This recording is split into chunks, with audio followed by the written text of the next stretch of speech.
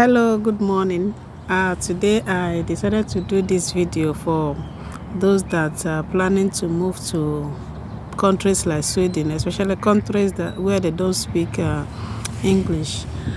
So I've been thinking that there are some information that you need to get that you may not have access to, and then when you move to those kind of countries, you find out that you don't have access to jobs, and you feel like, but I have a certificate. Now, some persons may ask, is it like they don't accept our certificate maybe from Nigeria or other countries when you move to these countries?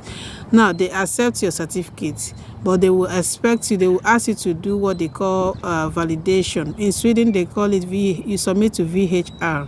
That VHR, when I did mine, they asked me to send directly to my school to send my transcripts direct to them.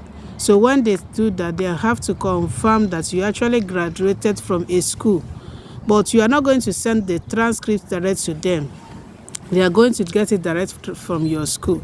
So you are going to contact your school, pay some fees, then they send it direct to them. So when they receive it, they will let you know. That may take some time because of African, but when I came, actually, because of too many people carry information, they told me that some has been there. They have submitted for like a year, 2 years, and they have not gotten it. But I must tell you the truth, mine didn't take up to 4 months. Yes, why it took that up to 4 months, 3 months, 4 months was because when I requested for mine in Nigeria, it took some time because of strike, non-academic staff strike.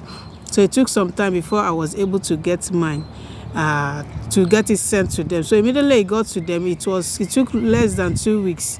Then they sent me a mail that they have finished the they call it validation. They have finished the validation, and then I can use my certificate now to get a job anywhere I want to. They sent me something that they said, present this to them wherever you are going to work or you want to go for further studies. So that is it. So it is nothing so difficult. Your certificate is accepted. But the problem here is this: when you move to this country, especially let me use Sweden because I'm here, so I know more about Sweden. So when you move to Sweden, they don't speak, their lingua franca is Swedish, not English. So they will expect that you should be able to speak at least basic Swedish. So that is why they will expect you to go to school, to their school, to learn the language. Actually, it is free. Nobody will take money from you to study here. Rather, after you finish the first step, they call it SFE, Swedish for immigrants. After that step, depending on how fast it took me less than a year. Some persons take them a year, 2 years or thereabout. So if you're able to finish in less than a year, you can now go ahead and then do the next one, which you'll be paid to run. That is the primary level of Swedish language. Then you move to the secondary level, depending on what you want to do. But you can actually start working, depending on the individual. You can work after you finish your SFE, and then you can work after Grund. You can work also after SAS, depending on what the company you're going to work with, what they are requesting for. Now, why I'm doing this video is this: when you move in and you are expected to run that program, the first stage, which is SFE, some persons don't have what they do because the school is not paying you, the country is not paying you to run SFE program, except if you're a refugee. They can pay you because they need to sustain yourself for some time. But if you moved in with your partner as a dependent, you will not get any money from the country because they expect that your partner will be providing your needs until when you move to the next stage. So that first stage, while you are running it, it's expected of you that you'll be able to support yourself. So this is my advice for if you're moving in here: get something that you can use to support yourself. I give you an example. Some persons, if you can do hairdressing, you learn how to make hairdresser. That one is a very good one. It gives people a lot of money here.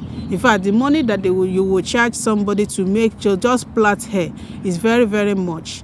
We can be talking about 50,000 naira to just plait hair. We are not talking about the attachment or the weave-on that you are going to use. Now, if you go to shops to make the hair, it costs more. So I think around 800 kroner if you are doing it at home, but if you go to shops, it costs around, depending on the style anyway, it costs around 1000 kroner. So you see that the person is actually, if you're able to make hair for maybe 10 people in a month, so that's 10 people, you have made around 8,000 kroner, which is very big money already. Now, that one aside, you can learn how to cut hair. Barber, you can work in a barber shop. That one is a very good one. You get paid. You don't need the language to start working for somebody in this one. Now, you can be able to work in African store. Now, there's another one which is cleaning job, but people have problem because they feel like, I have a certificate from my country, why come in here to do a cleaning job? Now, if you cannot do a cleaning job, that one is very easy to get when you come here. If you cannot do a cleaning job, you feel like you cannot be doing hairdressing. Now, another option, there is people that do mechanic job. If you feel like that one is not a dirty job, people that are mechanics here, you see them, they look very neat. So it's not about there is a dirty job. No, it's not a dirty job. So, and they get paid. The salary you pay somebody working in an office is also the same salary that person that is a mechanic receives while he's at the workshop working for you. So it's a very good one. So get handwork. That is the point. Now, for you that is a graduate, let me take an example. A law student or a lawyer. So you have graduated and you feel like you want to move to Sweden, maybe, or Germany, or any country where they don't speak English. This is what I will advise that you do. While you are learning the language, I feel like while you are still in your country, before you move down, try to learn computer programs. Some persons are cyber securities. These people, they earn so much money. Some are web developers. These ones, they earn another big amount of. You don't need the language to even start the work. So at a point, you may even be using the money that you make from this one and sustain yourself without even needing to use what you studied. Now, why I'm talking about using law, for example, other ones are the ones that studied economics, business admin, arts, fine arts, and the rest of them. The problem here is, for a lawyer, you need to think that you're going to be defending a case in court with somebody who speaks Swedish. Now, you are going to speak a fluent Swedish to be able to defend that case in court.